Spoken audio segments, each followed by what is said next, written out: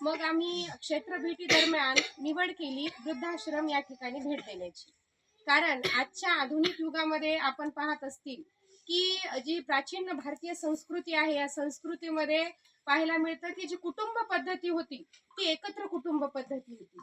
आणि आज आपण आपल्या ध्येयाच्या पाठीमागे किंवा मला अति जास्तीत जास्त पैसा कसा कमवता येईल, कसं माझं नाव मोठं होईल, या धावपळीच्या युगामध्ये आपण काय करतोय, कुठंतरी आपले जे नातलग आहेत, आपले जे कुटुंब प्रमुख आहेत, आपले कुटुंबातले सदस्य आहोत, यांच्याकडे दुर्लक्ष करून माझं ध्येय, माझे स्वप्न गाठण्याचा प्रयत्न करत आहोत.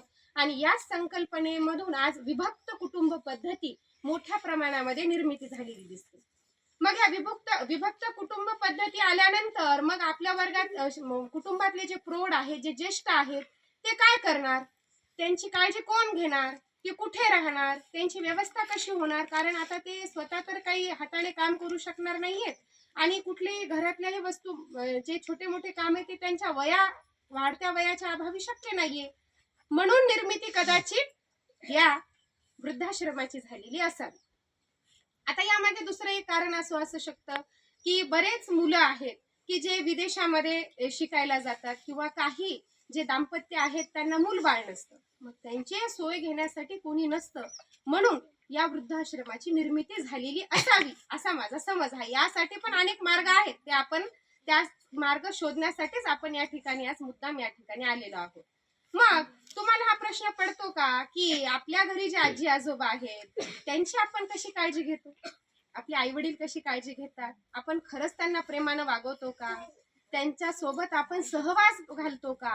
तर मला आज असं वाटतं की इव्हन आई वडील स्वतःच्या मुलांसोबत आज सहवास जास्त वेळ घालत नाहीये, तर सगळेजण बिझी येत आहेत आज या मोबाईल मध्ये, बरोबर की नाही? आणि या मोबाईल मध्ये आपण एवढे व्यस्त आहोत की स्वतःचं मूलबाळ काय, सासू सासरे काय किंवा आई वडील काय, तर आपण स्वतःच्या मुलांबाळाकडे सुद्धा दुर्लक्ष करत आहोत. आणि हा मोबाईल भावनिकरित्या आपल्या या पुरुष मानव जातीला कमकुवत करत आहे. जी भावनिक मूल्य आहेत आपल्या जीवनातले की प्रेम असावं, दया असावी, मया असावी, कारुण्य असावं, सत्य असावं, एकमेकाबद्दल आदर असावा, ह्या सर्व गोष्टीचा ऱ्हास कशामुळे होतोय, ह्या वाढत्या आधुनिकतेमुळे. तर आज तुम्हाला इथं घेऊन येण्याचं एकमेव उद्दिष्ट हेच आहे की भविष्यामध्ये आज एवढ्या जास्त प्रमाणामध्ये आपल्याला ह्या गोष्टी पाहायला मिळतात, तर भविष्यामध्ये जशी सरांनी घंटेची गोष्ट सांगितलेली आहे ती चुकीची नाहीये, जे पेराल तेच उगवेल, हे निसर्ग नियम आहे. मग आपल्याला कसं पेरायचंय मुलांनो, काय पेरायचंय, चांगलं पेरायचं, बरोबर की नाही? आपल्याला आपल्या आई वडिलांसोबतच आपली आजी आजोबांची सुद्धा काळजी घ्यायची. भाजी भाकरी काय हो कोणही देईल, व्यक्ती भुकेला आहे प्रेमाचा.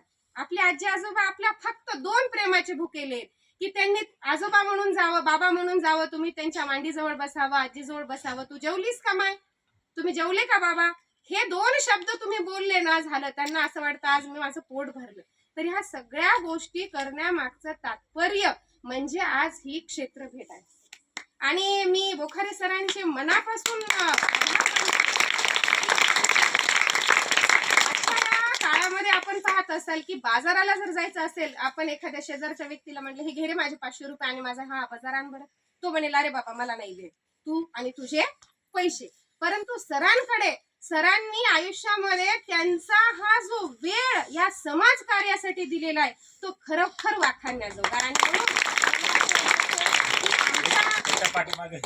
हा तुमच्या दोघांचा पण मला या ठिकाणी म्हणजे खूप अभिमान वाटतोय, कारण कुठल्याही पुरुषाच्या यशामध्ये म्हणतात स्त्रीचा हात असतो, तर एक पत्नी म्हणून, एक आई म्हणून, ज्यावेळेस एक बहीण म्हणून स्त्री आपल्या आयुष्यामध्ये येते तर ती नेहमीच प्रोत्साहन देणारी असावी आणि ती असतेच. फक्त त्यांना गरज आहे योग्य मार्गदर्शनाची. हेच मार्गदर्शन तुम्हाला मिळावं, ह्याच गोष्टीची जाणीव होण्यासाठी आज आपण या ठिकाणी आलेलो आहोत. आता हे जे सर्व आपल्या अवतीभोवती बसलेले आजी आजोबा आहेत, यांच्या प्रत्येकाच्या आयुष्यामध्ये काही कथा आहेत, काही गोष्टी आहेत ज्या कदाचित आपल्याला रडवतील, आपण इमोशन्स होतील की खरंच एवढे आयुष्यात दुःख आहे, तर अतिशय जास्त या जगामध्ये दुःख आहे. मग त्यामध्ये आपल्याला तोलायचंय, मापायचंय की मी किती खुश आहे, मी किती आनंद आहे, मला देवानं आजी आजोबा आई वडील चुलते एवढा सारा परिवार दिलेला आहे, मग मी त्यांना त्यांचा आवडता कसा होईल, तर ते आवडता होण्याचं कारण म्हणजे एकमेव आपण प्रेम वाटत चला, त्यांना सहवास द्या, त्यांना दिवसातले किमान 15-20 मिनिटं बोला. त्यामुळे त्यांना जी ऊर्जा नवीन येणाऱ्या त्रासांना, होणाऱ्या त्रासांना फेस करण्याची त्यांना जी ऊर्जा आहे ना बाळा, ती तुमच्यातून मिळते. नातवंड झाल्यानंतर त्यांना आपल्या सून आणि मुलापेक्षाही ते जवळचे कोणाला मानतात आणि त्यांचा सर्व जीव कोणात असतो, नातवंड मध्ये. तर आजच्या या शालेय अध्यापनामध्ये आपण आपल्या शालेय शिक्षणासोबतच जे आयुष्यातले नैतिक मूल्य आहेत, ते नैतिक मूल्य जोपासणं काळाची गरज झालेली आहे. आणि हा उपक्रम आमच्या शाळेचे अध्यक्ष पडोळे सर, आमच्या प्रिन्सिपल मॅडम पडोळे मॅडम यांना सुद्धा मी त्यांचे सुद्धा मनापासून आभार व्यक्त करते की त्यांनी स्तुत्य असा ही योजना राबवली आणि त्यांच्यासाठी आम्हाला प्रेरित केलं, आमच्या विद्यार्थ्यांना प्रोत्साहित केलं आणि आजचा हा सुवर्ण योग घडून आला की जो आम्ही या ठिकाणी भेट देत आहोत. यानंतर सर आमच्या मुलांचं सुद्धा मला कौतुक करायचं आहे. आम्ही उपक्रम असा राबवला होता की आपल्याला तर भेट द्यायची आहे, आपल्याला फुलाची पाकळी तिथे काहीतरी वस्तू भेट द्यायची आहेत. मग ते कसं, मग मुलांना आम्ही सांगितलं की आपण काय करूयात, बिफोर 2 मंथ्स 2 महिने अगोदर आम्ही त्यांना सूचना केल्या की दररोज तुमच्या जे पॉकेट मनी आहे, तुमचा जो गल्ला आहे, त्याच्यात 1-2 रुपये तुम्ही टाकायचे आणि ते कलेक्शन मग कोणी 50 रुपीज, कोणी 60 रुपीज, असं कोणी 100 रुपीज, ज्याच्या जसा गल्ला जमा होईल तसा या सर्व विद्यार्थ्यांनी जमा केला आणि आम्ही तुमच्यासाठी काहीतरी या ठिकाणी करण्याचा प्रयत्न केलेला आहे.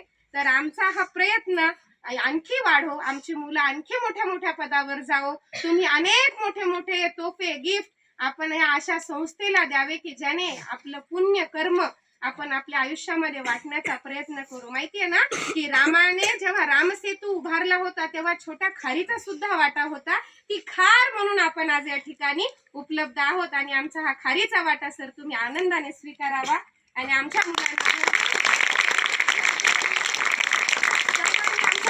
आशीर्वाद द्यावा, त्यांच्या येणाऱ्या आयुष्यामध्ये सुख समृद्धी व्हावी आणि देवाचरणी सर्वांना प्रार्थना करते की तुम्हाला सुद्धा देवाने भरपूर सुखी आयुष्य द्यावं, सुंदर असं सुखी आनंदी जीवन तुम्ही जगावं, एवढीच ईश्वरचरणी प्रार्थना करते आणि राजश्री पब्लिक स्कूलच्या वतीने माझं 2 शब्द थांबवते. धन्यवाद.